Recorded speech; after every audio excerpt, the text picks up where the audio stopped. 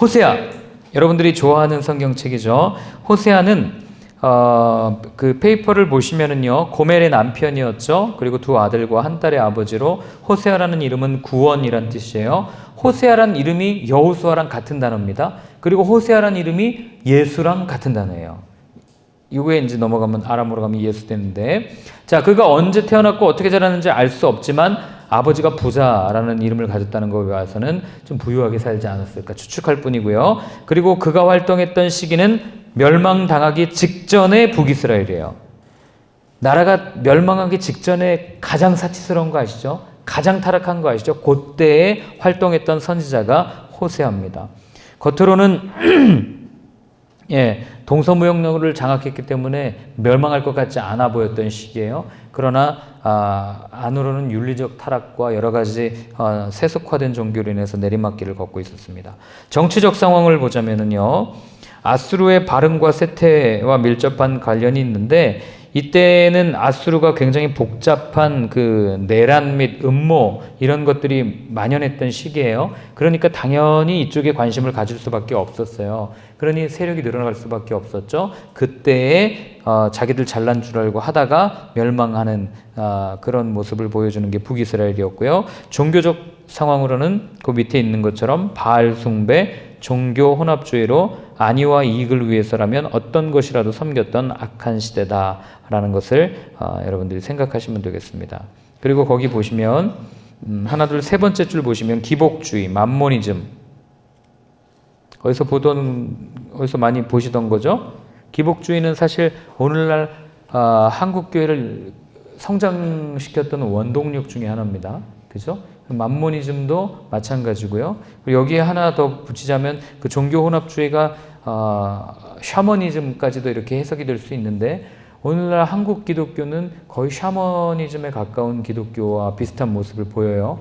영매가 있어야 신을 만나는, 그렇죠? 그래서 목사들을 영매로 만들고 성도들은 목사를 통해서 하나님을 만나는 이런 모습들을 그대로 답습하고 있기 때문에 하나님이 얼마나 답답하실지 눈에 보입니다.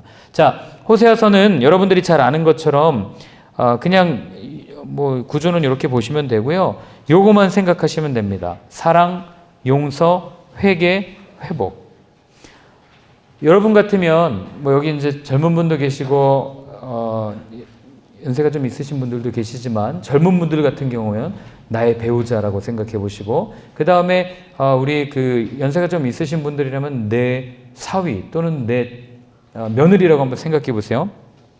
결혼했더니 그것도 다른 여자랑 결혼했더니, 그 음란한 여자랑 결혼했더니 또 나가서 또 다시 그런 짓을 저지른다. 용서해 주겠습니까? 하나님은 용서하셨다. 그게 호세아가 말하고 있는 강조점이거든요. 그러니까 이렇게 생각하시면 돼요. 호세아를 하나님으로 놓고 고멜을 이스라엘 백성으로 놓으면 돼요. 더 나아가서 호세아를 예수님으로 놓고 고멜을 나라고 놓으면 됩니다. 끊임없이 예수님이 너 일로 와, 여기 앉아. 너 일로 와, 나랑 사랑해. 라고 해서 앉혀놨는데, 나는 여전히 눈만 뜨면 돈이 더 필요한데 돈이라는 남자를 섬기고, 우상, 또 내 명예라는 남자를 섬기고, 편리라는 남자를 섬기고 하는 우리의 모습을 보면서, 그래, 이번에도 내가 용서해 줄게. 또 용서해 줄게. 또 용서해 줄게. 그러나 너는 회개해야 돼. 너 잘못했다고 얘기는 해야 될 거 아니야. 그러나 네가 나한테 잘못했다고 얘기만 하면 나는 널 용서해 줄 거야. 너 회복시켜 줄 거야. 라고 얘기하는 게 호세아서입니다. 이해되십니까? 그러니 이제 호세아를 보면 하나님이 얼마나 그 이스라엘 백성들을 사랑했고, 그리고 또 이제 거의 뭐 그냥 오기만 해라, 이런 마음이 느껴질 정도로 그렇게 처절한 사랑의 모습을 보여주고 있는 게 호세아서입니다. 그래서 호세아서는 지칠 때 한번 읽으시면 좋아요. 그리고 죄로 만연했을 때, 내 삶에 그때 읽으시면 굉장히 큰 은혜가 됩니다. 자, 넘어가겠습니다. 자, 이제 미가서인데요. 미가서는 사실 이 서선지서 중에서 굉장히 이해하기 어려운 책 중에 하나입니다. 왜냐하면 이 미가서 자체가 어떤 한 시대만을 딱 정해놓고 기록하고 있지 않기 때문이에요. 다양한 시대의 이야기들을 이렇게 짬뽕 시켜놓은 책이 미가서예요. 그래서 미가의 이름은 거기 있는 것처럼 주와 같은 신이 어디 있습니까? 라는 이름이고요. 이 미가는 이 소선지서 다른 선지서들과는 다르게 아주 이 미적 감각이 있었던 것 같아요. 아주 생동감 있는 언어로 그 이미지로 이 하나님의 날, 하나님의 심판을 묘사를 합니다. 그리고 거기 한번 밑줄 그시겠습니까? 공의에 대한 열정이 아모스를 이끌었고, 뭐 정의에 대한 열정이라고 하셔도 됩니다. 사랑에 대한 흠모가 호세아를 세워갔다면, 가난한 사람들을 억압하는 도시 주민들에 대한 의분, 분노가 미가의 사명이었습니다. 그럼 이제 답이 나오죠? 미가가 어떤 메시지를 했겠거니 하고 답이 나오지 않습니까? 그래서 요때는 아까 똑같아요. 지금 제가 말하는 지금 여지껏 우리가 얘기했던 모든 선지자들의 배경이 다 그런 식입니다. 거기 보면 거기도 동일하게 돼 있죠. 디글랏빌레셋, 살마네스로 사르고니센, 사네부드, 아수르 통치자들은 북이스라엘을 노리던 시기 마지막 때, 그때예요. 그때 활동했다라고 보시면 되고, 그 다음에 그 박스에 있는 거는 예전에 뭐 이미 보신 분들이 있겠지만 제가 왜 왕 한번 쫙 정리해드린 적 있죠. 그 내용이니까 참고만 하시면 되겠습니다. 그래서 이렇게 되어 있었구나라는 것을 보면 되고, 특별히 미가가 활동하던 시기는 제가 예전에 그 열변을 토하면서 얘기했던 아하스 왕 때 기억하십니까? 남유다로 북이스라엘과 베가가 연합전선을 펴서 넘어와가지고 나는 하나님께 묻지 않겠습니다라고 얘기했던 아하스 왕 기억하시죠? 예, 그 왕 때에 활동했던 선지자가 미가 선지자라는 것 기억하시면 되겠습니다. 자, 이 페이지에 박스 밑에 한번 보시면은요, 미가는 상당히 오랜 기간 동안에 전한 말씀들을 주의 깊게 모으고 배열한 독특한 책입니다. 이 책의 독특한 점은 심판과 미래의 소망에 관한 말씀들을 번갈아서 배열한 것입니다. 그러니까 심판 얘기했다가 희망 얘기했다가 또 심판 얘기했다가 소망 얘기했다가 희망 얘기했다가 회복 얘기했다가 또 다시 심판 얘기했다가 구원을 얘기하는 이런 아주 독특한 배열을 가지고 있는 게 미가서입니다. 그래서 여러분들이 미가서를 읽을 때는 그냥 쭉 한번 읽어보시면 돼요. 아, 이거 왜 갑자기 또 심판 나오다가 회복 나오고 또 심판 나오고 장난하나 이렇게 보지 마시고 담금질한다고 생각하시면 돼요. 하나님이 내 마음을 담금하시는구나. 고난을 얘기했다가 회복 얘기했다가 웃을만 하면 또 때리고 또 안 아플만 하면 또 웃기다가 또 때리고 또 웃기고 이런 그냥 이렇게 하면서 쭉 읽으시면 될 것 같아요. 자, 그 다음에 이 미가서의 강조점은요, 중요한 게 나오는데 첫 번째는 심판의 경고예요. 하나님의 약속을 어긴 것에 대한 그 심판이 분명히 있을 거야 라고 분명하게 경고합니다.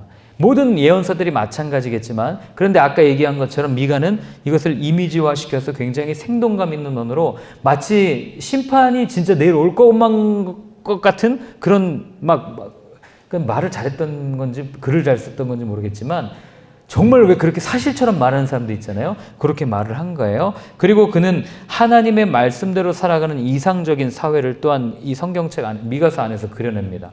그래서 장차 한 왕이 와서 다스릴 건데 그 나라는 이런 나라야 라고 얘기하고, 미가서의 제일 유명한 구절 아시죠? 사람아, 주께서 선한 것이 무엇임을 내게 보이셨네. 모르십니까? 아시죠? 네, 아실 거라고 믿습니다. 그래서 하나님을 사랑하고 이웃을 사랑하라는 그 마음이 미가서에도 동일하게 쭉 드러납니다. 그래서 이상적인 사회는 다른 사회가 아니에요. 하나님을 사랑하고 내 옆에 사람을 사랑하는 사회, 그게 이상적인 사회고, 그런 나라를 꿈꾸면서 나중에 그런 나라를 한 사람이 와서 다스리는데 그게 누구겠습니까? 예수님이죠. 그래서 맨 마지막 단락 네 번째 문단 보세요. 하나님은 화가 나셨고 슬퍼하시지만 신실하십니다. 반드시 지킬 거예요.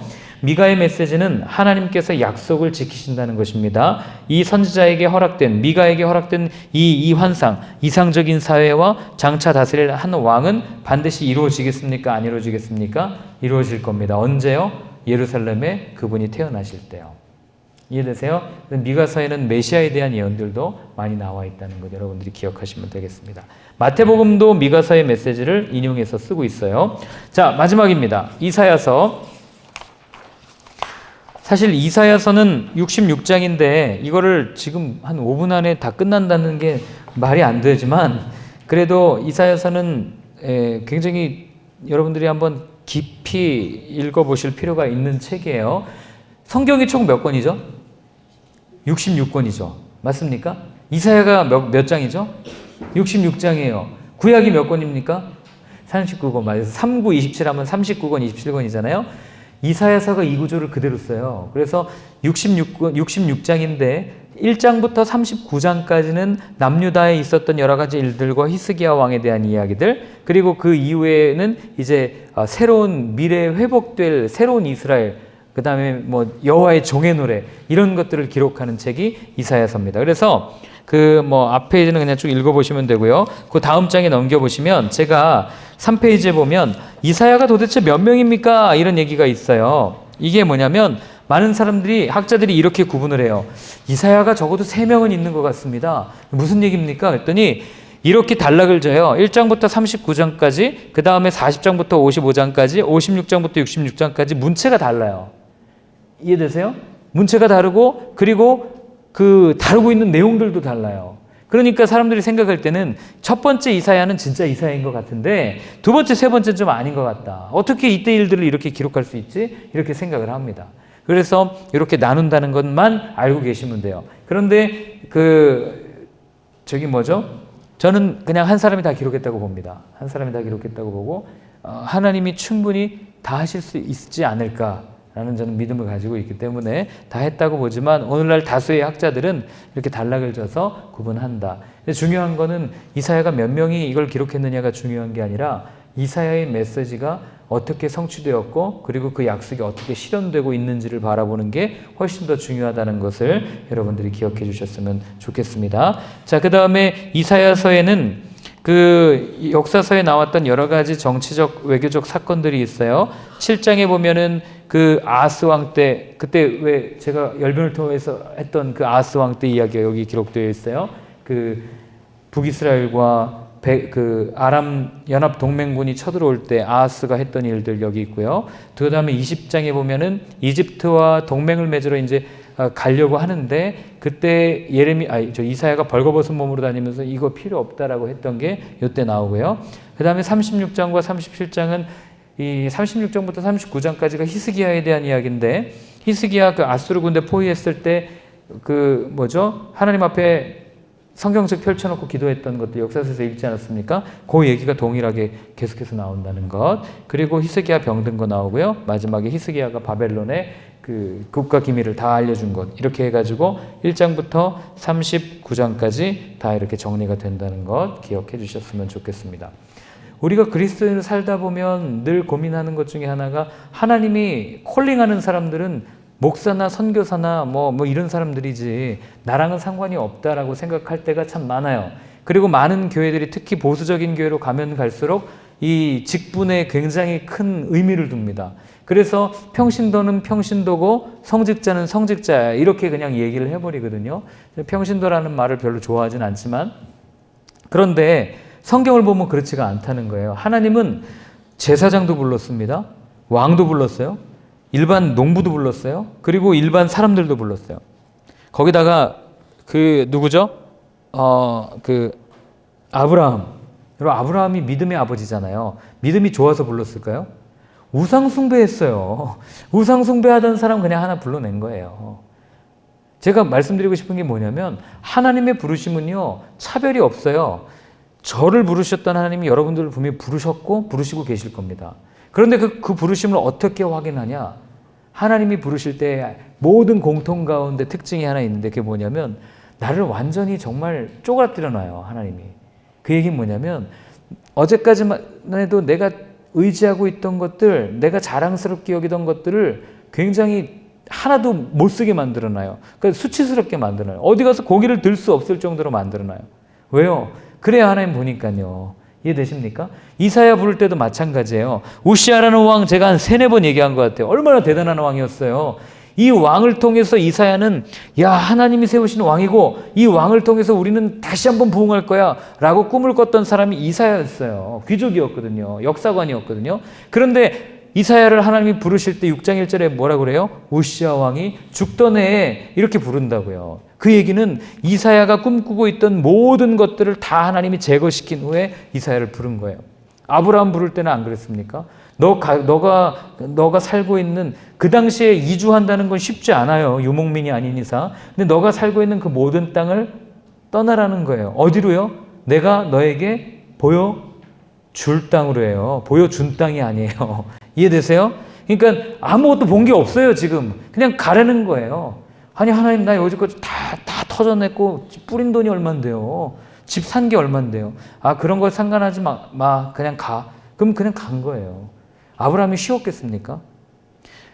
하나님이 우리를 부를 때는요, 여러분, 그렇기 때문에 저는요, 어떤 분들이 그래요. 고난 가운데 있는데 너무 힘들어요. 그러면 저는 그때 얘기합니다. 귀를 열어보세요. 어쩌면 하나님 부르고 계실지도 몰라요. 그 부르심이 뭐 저 아프리카 오지로 가서 복음을 전하는 선교사로 살아라. 그거 아니에요. 그거 아니에요.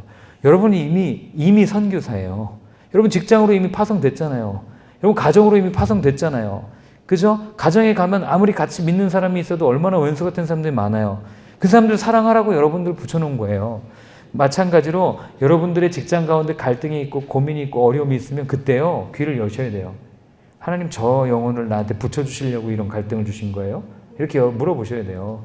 하나님, 내 자녀랑 이렇게 갈등이 있는데 내 자녀와 더 깊은 관계를 맺기 위해서 나에게 이런 어려움을 주신 겁니까? 물으셔야 돼요. 재정에 어려움이 있으면요, 하나님, 지금은 돈이 아니고 내가 더 하나님 바라보기를 원하십니까? 물어야 돼요. 그리고 당장 먹을 게 없어도요, 그럼 하나님 한번 책임져 보세요. 하고 좀 배짱있게 한번 튀겨 보세요. 나 진짜 나 아무것도 안 해요. 한번 믿고 가요. 나 알아서 해주세요. 하고 이렇게 한번 믿음을 가지고, 물론 배팅의 신앙이 좋은 신앙은 아니지만 한번 해보시라는 거예요. 그렇게 할 때 하나님은요, 이사야 그런 고백하잖아요. 근데 제단 숯불을 내 입술에 대니 나는 화로 다 죽게 되었다, 이런 얘기 하거든요. 하나님 앞에 가면 갈수록 우리의 죄가 드러날 거예요. 그 죄가 드러나고 벌거 벗겨져야 우리의 소명을 제대로, 우리의 사명을 제대로 감당할 수가 있는 겁니다. 그 얘기는 결국 하나님께서 부르시는 사건은요, 누굴 변화시키기 위해서 부르는 거예요? 직장을 변화시키기 위해서 나를 보내는 게 아니에요. 나를 변화시키기 위해서 하나님이 부르시는 겁니다. 그리고 내가 변하면 나를 통해서 다 변하게 되어 있습니다. 이게 성경이 말하는 소명의 비밀이에요. 여러분들 이미 불러주셨다는 거 기억하시고, 그리고 그 부르신 하나님께서 끝까지 책임지세요. 예전에 제가 어렸을 때 시골 가면 송아지 태어나면 뭐 하는지 아시죠? 연골이라고 그러네요. 여기다가 그 쇠달구지 달궈가지고 코 뚫잖아요. 그래가지고 이거 딱 곱비 껴놓잖아요. 어려서부터 그 이렇게 당기면은 일리 가고 이렇게 당기면 이렇게 가잖아요.